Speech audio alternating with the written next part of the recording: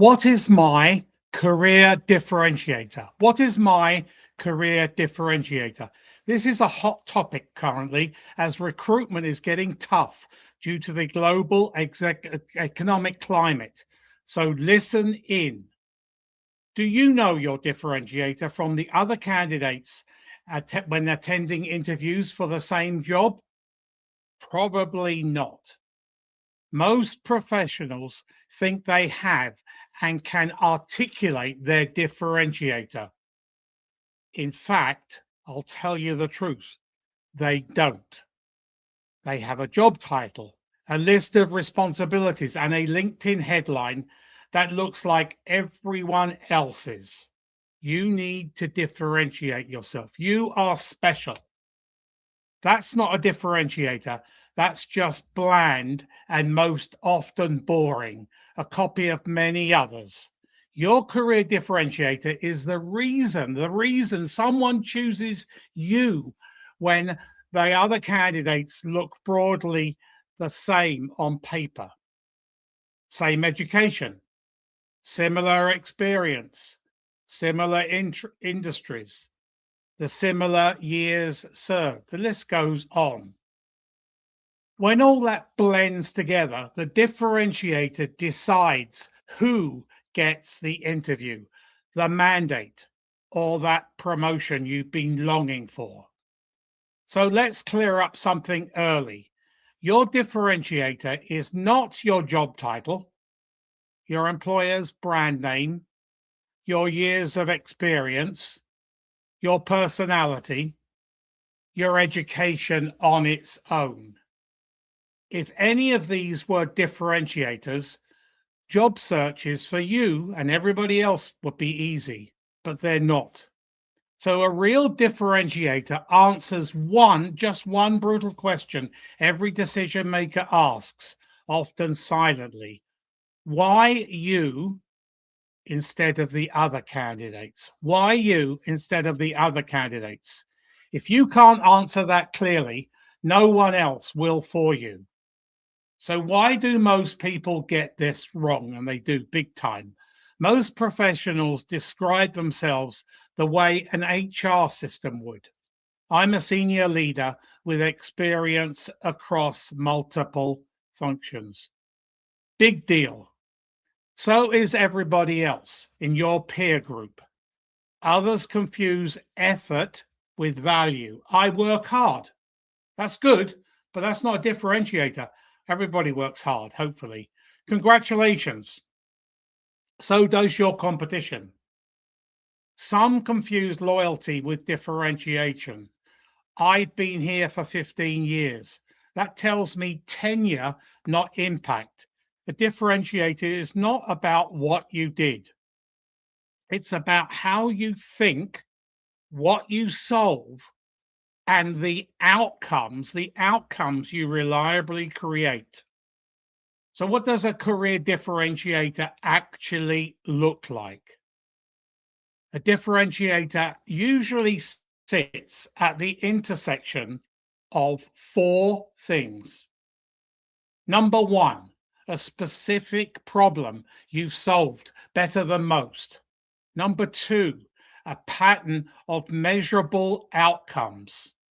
Number three, context or scale others haven't handled. And number four, a way of thinking that shapes decisions. So let me give you some examples that will actually work. You consistently take underperforming teams and make them commercially effective in 12 months. That's one. You are the person organizations bring in hire when growth has stalled and the strategy looks good on paper, but fails when executed. The next one, you bridge technical depth and executive communication, translating complexity into decision boards can act on.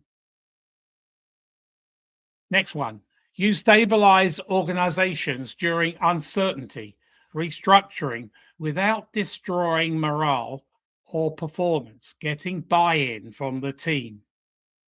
Notice something? None of these are job titles. They are compelling value statements. Compelling value statements. Your differentiator lives in patterns, not one-off wins.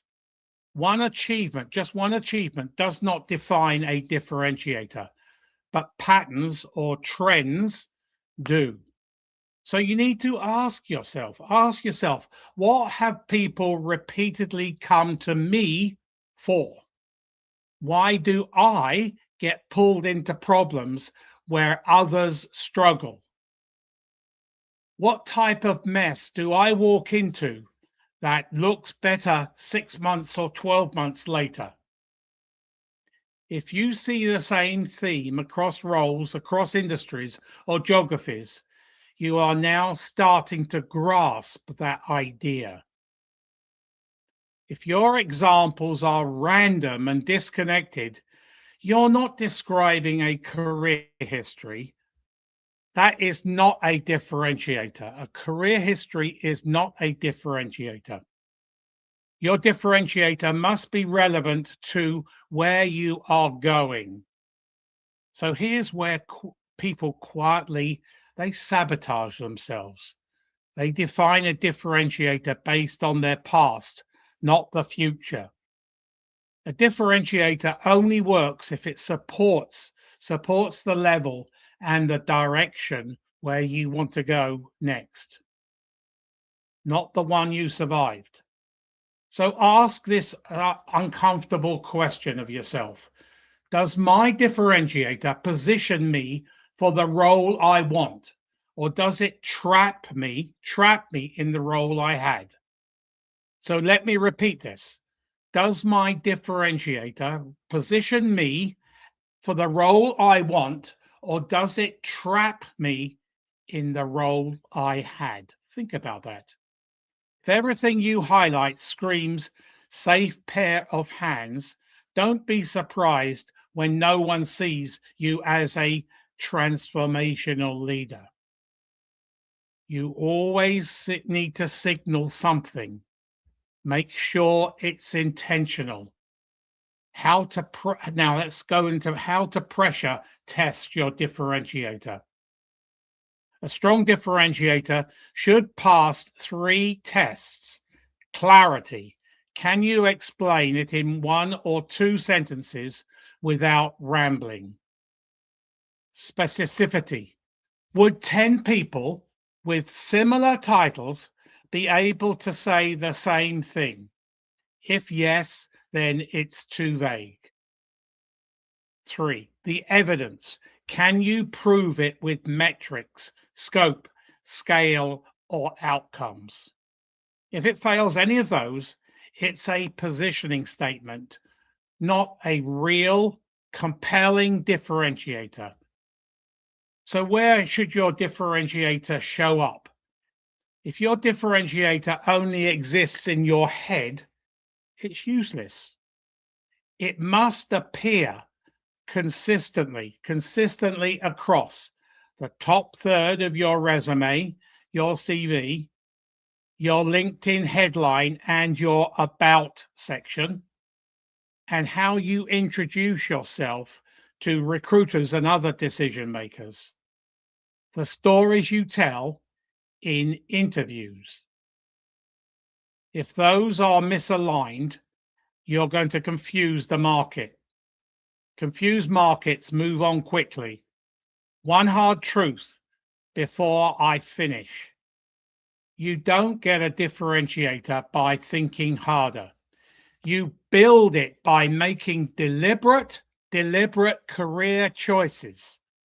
The projects you accept, the problems you volunteer for, the roles you turn down. Those will shape your story over time. If your career has been reactive, your differentiator will be fuzzy. It's not a criticism, it's a diagnosis, it's the truth. The fix is intentional positioning, not louder, self-promotion. Your differentiator is not about being better than everyone. It's about being clearer. Clarity. Clarity creates confidence. Confidence creates trust.